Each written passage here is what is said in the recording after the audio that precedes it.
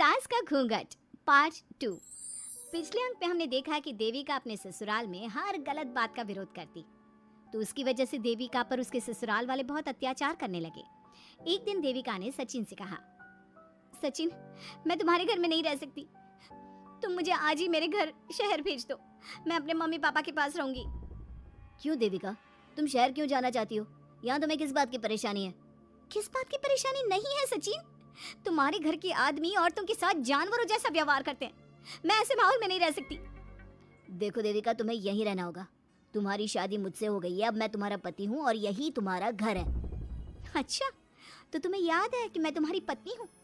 जब तुम्हारे पिताजी और चाचा जी मुझे एक एक हफ्ते के लिए कमरे में बंद कर देते हैं, तब तुम्हें क्यों याद नहीं आता कि जो औरत कमरे में बंद है वो तुम्हारी पत्नी है?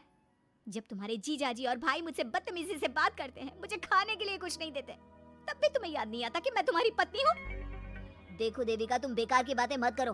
तुम यहाँ ढंग से रहोगी, सबकी बात मानोगी, तो कोई तुम्हें कुछ नहीं कहेगा।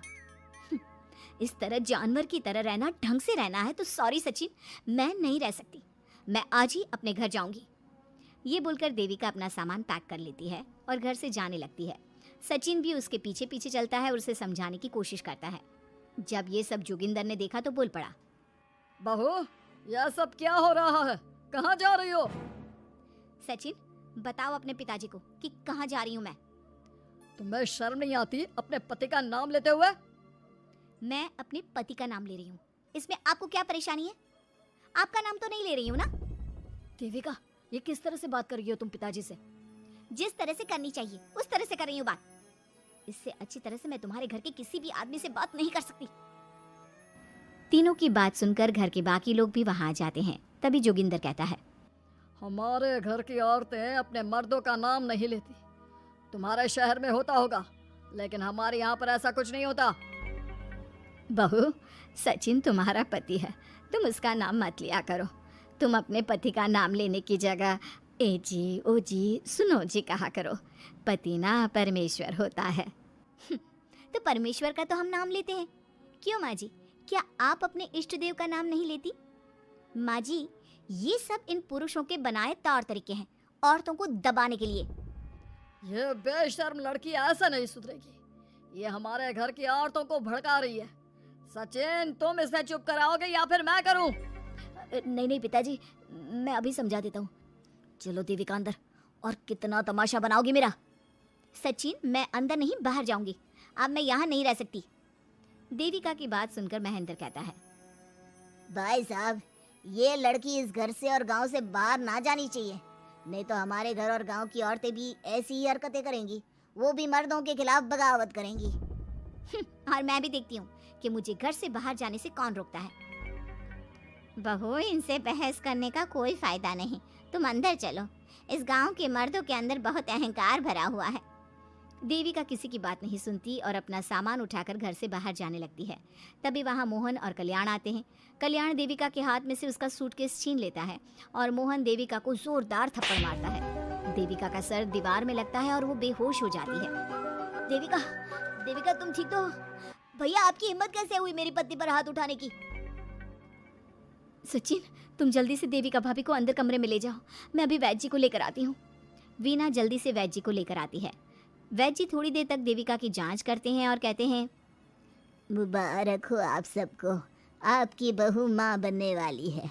अभी तो मैं आपको दवाई दे देता हूँ, लेकिन आगे इनके इलाज के लिए आपको दाई अम्मा को बुलाना होगा। ये बात सुनकर घर के सभी लोग खुश होते हैं। देविका को जब होश आता है, उसे ये बात पता चलती है तो वो बहुत खुश होती है। वो सबसे कहती है, मैं अपने बच्चे को यहाँ नहीं रख सकती। क्यों बहू, क्या हुआ? अब तुम ये सब बातें मत सोचो, तुम्हें आराम करना चाहिए। नहीं माँ जी, आप नहीं समझ रही। अगर मेरा बेटा हुआ तो इस घर के मर्दों की तरह अहंकारी और औरतों पर जुल्म करने वाला बनेगा, और अगर मेरी बेटी हुई तो वो जानवरों की तरह जुल्म सहने वाली बनेगी, और दोनों ही अनपढ़ रहेंगी। देविका की बात सुनकर घर की सभी औरतों को पहली बार एहसास हुआ कि वो किस अंधकार वाले समाज में जी रही हैं।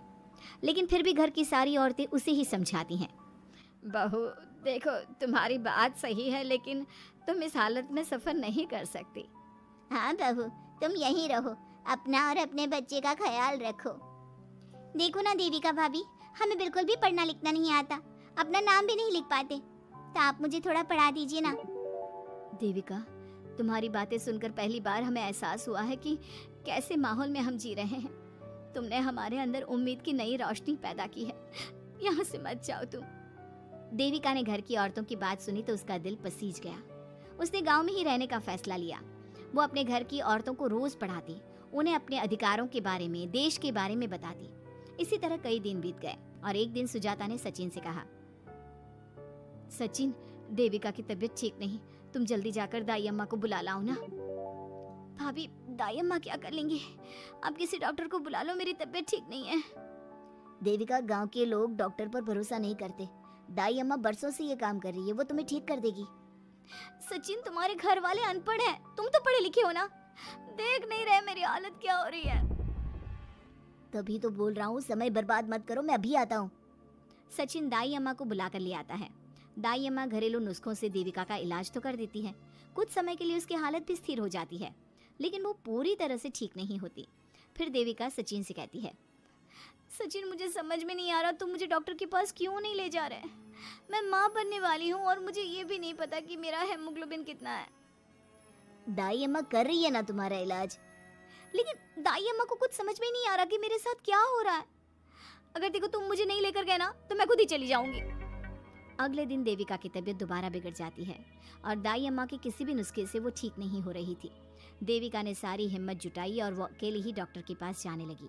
उसे देखकर मोहन कहता है, बहू, इस हालत में कहाँ जा रही हो? आप लोगों के भरोसे रही ना तो आप लोग मुझे मार ही डालोगे। डॉक्टर के पास जा रही हूँ मैं। बहू, तेरा दिमाग तो ठिकाने पर है। हमारे घर की औरतें मर्दों से इलाज नहीं कराती। हे भगवान, इन जाहिल लोगों को मैं कैसे समझाऊं? डॉक्टर औरतें भी होती हैं। बहू, तो हमें पागल मत बना, हमने तो कभी कोई महिला डॉक्टर नहीं देखी। तू झूठ बोलकर निकलना चाहती है ना? इस गांव की सरहद से आप लोग कभी बाहर नहीं गए ना, इसलिए आप लोगों को नहीं पता कि महिलाएं डॉक्टर के अलावा क्या क्या है। ए लड़की, तुझसे तमीज से बात कर रहे हैं तो तू ज्यादा हवा में मत उड़। बोला ना एक बार, चल अंदर जा। चाचा जी, मैं अंदर नहीं जाऊंगी, डॉक्टर के पास जाऊंगी। मेरा इलाज सिर्फ डॉक्टर ही कर सकता है। ये बोलकर देविका घर से निकल रही थी कि तभी जोगिंदर ने उसे कमरे में ले जाकर बेड पर जोर से धक्का दे दिया, जिसकी वजह से देविका के पेट में चोट लग गई और वो दर्द की वजह से जोर जोर से चिल्लाने लगी। ये देखकर घर की सारी औरतें देविका को संभालने लगी। देविका, हिम्मत रखो, सब ठीक हो जाएगा। देविका भाभी, आप ठीक हो ना? माँ, कुछ करिए ना, भाभी की तबीयत बहुत खराब हो रही है। लेकिन मैं क्या कर सकती हूँ? भाभी, कुछ तो करो, कहीं बहू को कुछ हो ना जाए। उधर जोगिंदर मेन गेट पर बड़ा सा ताला लगा देता है और कहता है, आज के बाद इस घर से कोई भी औरत बाहर नहीं निकलेगी। देविका का बच्चा भी इसी घर में होगा, ये जिंदा रहे या मर जाए। जोगिंदर की बात सुनकर सभी औरतें बाहर आती हैं। जब विमला को इस बात का एहसास हो जाता है कि जोगिंदर देविका को डॉक्टर के पास किसी कीमत पर नहीं जाने देगा, तब विमला पहली बार अपना घूंघट उठाकर तेज आवाज में कहती है, मैं भी देखती हूँ देविका को डॉक्टर के पास जाने से कौन रोकता है। आज देविका डॉक्टर के पास जाकर रहेगी। देविका की सास का घूंघट आखिरकार उतर ही गया। घर के आदमियों ने पहली बार विमला का ये रूप देखा था और उसकी तेज आवाज पहली बार सुनी थी। क्या विमला अपनी बहू की जान बचा पाएगी या जोगिंदर अपनी पत्नी की आवाज भी दबा देगा?